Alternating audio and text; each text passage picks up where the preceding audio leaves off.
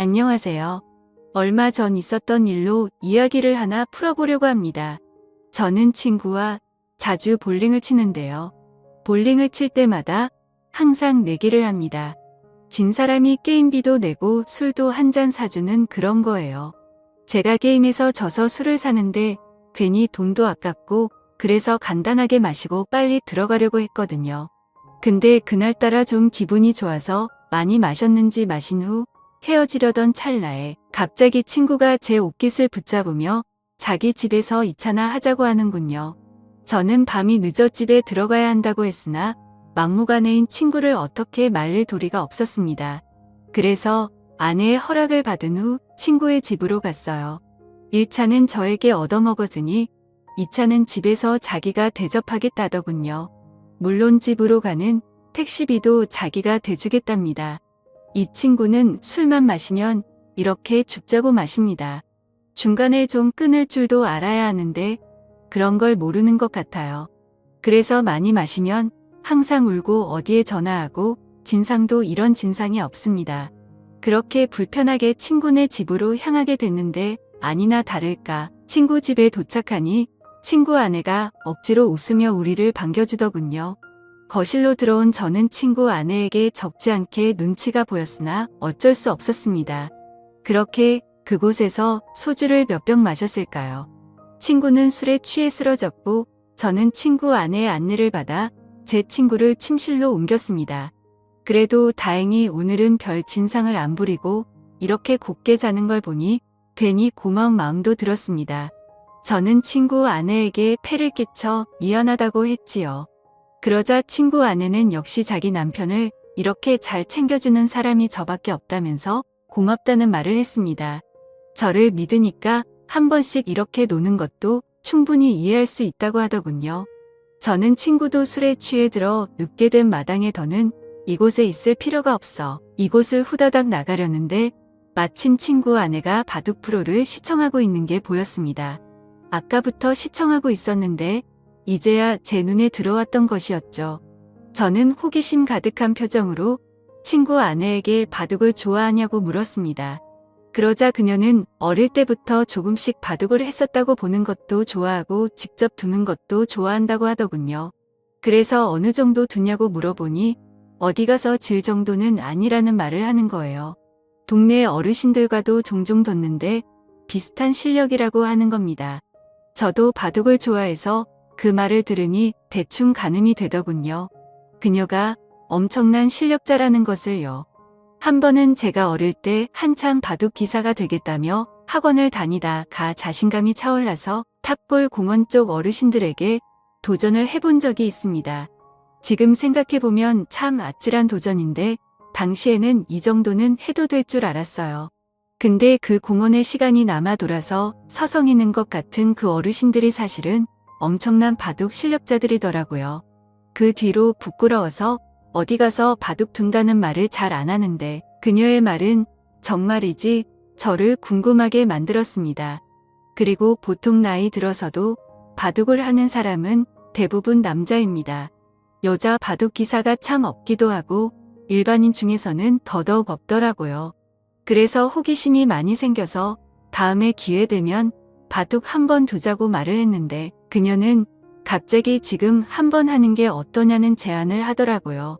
저는 이 늦은 밤에 민폐라고 생각해서 여기를 1초라도 빨리 나가려고 했던 찰나인데 지금 바둑을 두자는 친구 아내의 제안을 얼떨결에 받아들이게 되고 그렇게 게임을 시작하게 됐습니다. 저와 친구 아내는 바둑판을 서로 마주보고 앉아 첫 홀을 바둑판에 찍었습니다. 바둑판 맞은편에 앉아있는 그녀는 그다지 눈빛이 매섭지 않았습니다. 흡사 바둑 경험이 6개월 정도 되어 보이는 그런 초보자처럼 보였습니다. 눈빛만 봐도 상대방이 고수인지 하수인지 어느 정도 감이 오지 않습니까? 하지만 제가 봤을 때 그녀는 하수의 눈빛을 가지고 있었어요. 그래서 저는 괜히 그녀를 도발한다고 내기 바둑을 두자고 했습니다. 그러자 그녀는 흔쾌히 내기 바둑을 승낙했고 아무래도 친구의 아내이다 보니까 돈 내기를 하는 것은 좀 예의가 아닌 것 같아서 그냥 가볍게 소원 들어주기를 했습니다. 그렇게 저와 친구 아내는 바둑을 두는데 수를 둘면 둘수록 감탄이 나왔습니다. 저에게 싸움을 거는 것처럼 보였고 한 수 물러나고 방어를 하는 것처럼 보였으나 매섭게 공격을 하면서 들어오는 그녀의 스타일이 너무나도 매력적이었습니다. 아주 유연하고 다채로운 수를 두더군요. 저는 그때 느꼈습니다.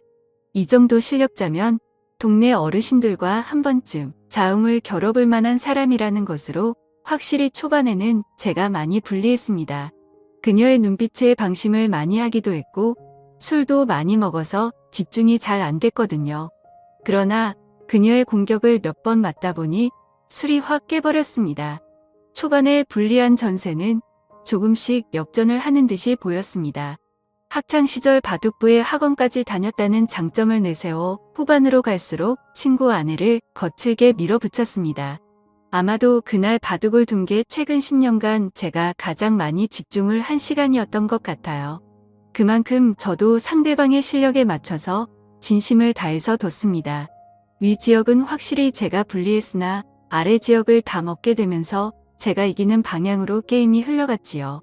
그랬더니 친구 아내의 미간이 찌푸려지며 마지막으로 두려던 제 돌 하나를 빼앗아서 자기 골짜기 사이에 넣더니 바둑판 위에 올릴 수 있으면 올려보라며 못한다면 자기가 이긴 거라며 막무가내로 때를 쓰더군요. 하는 짓이 어찌나 귀엽던지 제 투박한 손은 아무렇지 않게 깊숙한 골짜기에 빠진 바둑돌을 집어들었으나 그녀의 소원이 뭔지 궁금했던 저는 깔끔하게 패배를 인정했습니다.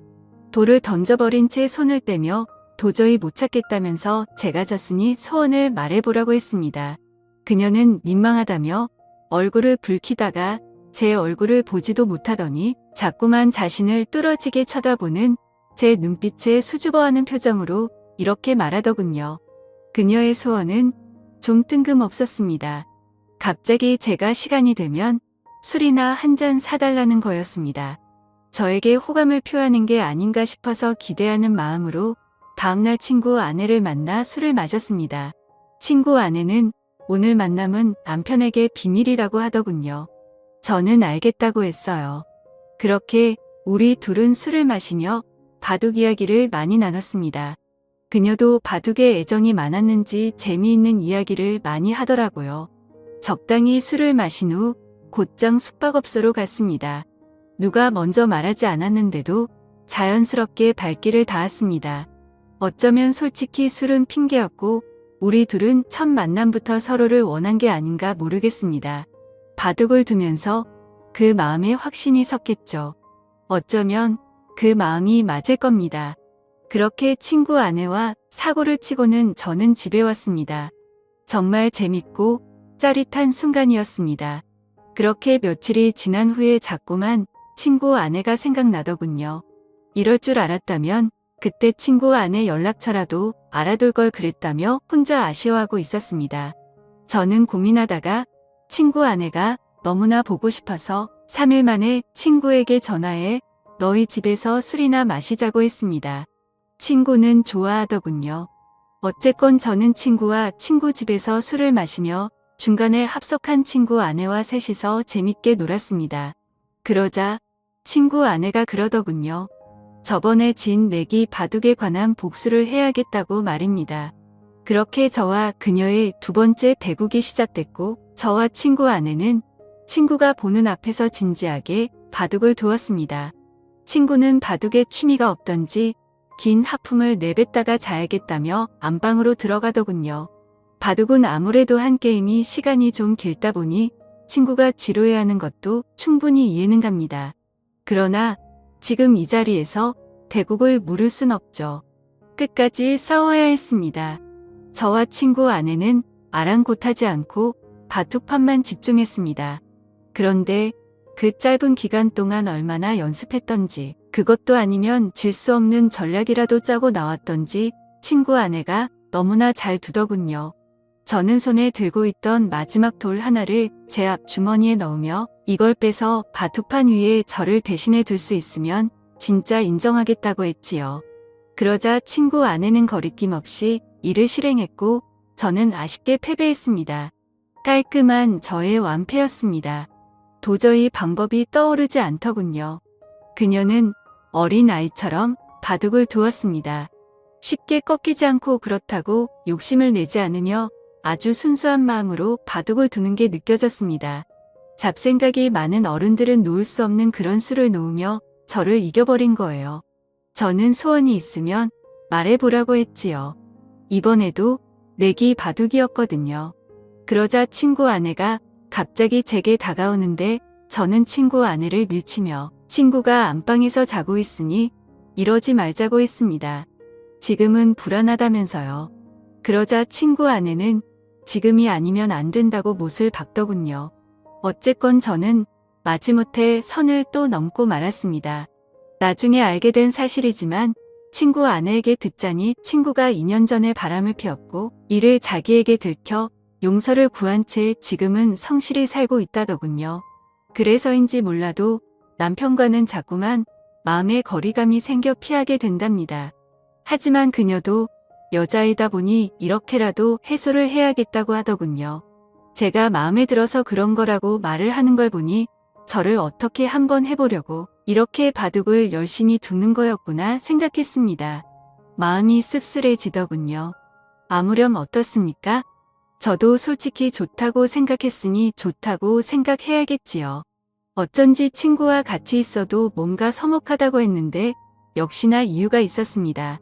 그 후로 저는 친구 모르게 친구 아내와 깊은 만남을 이어갔고 그렇게 1년을 만나다 그녀가 헤어지자고 하더군요.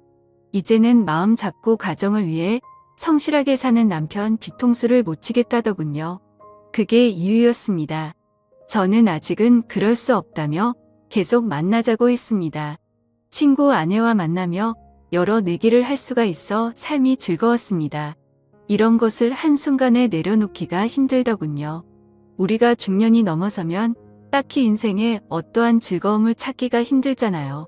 다른 걸 떠나서 이렇게 즐겁게 바둑을 둘 수 있는 친구가 있다는 게 참 좋았는데 아쉽잖아요. 어쨌건 저는 헤어지자던 친구 아내를 겨우 설득해 계속 만나는 중인데 언제까지 이런 만남이 유지될지 모르겠습니다. 이제 헤어지기엔 이미 저는 친구 아내에게 너무나 깊게 빠져버렸거든요. 오늘의 사연은 여기까지였습니다. 감사합니다.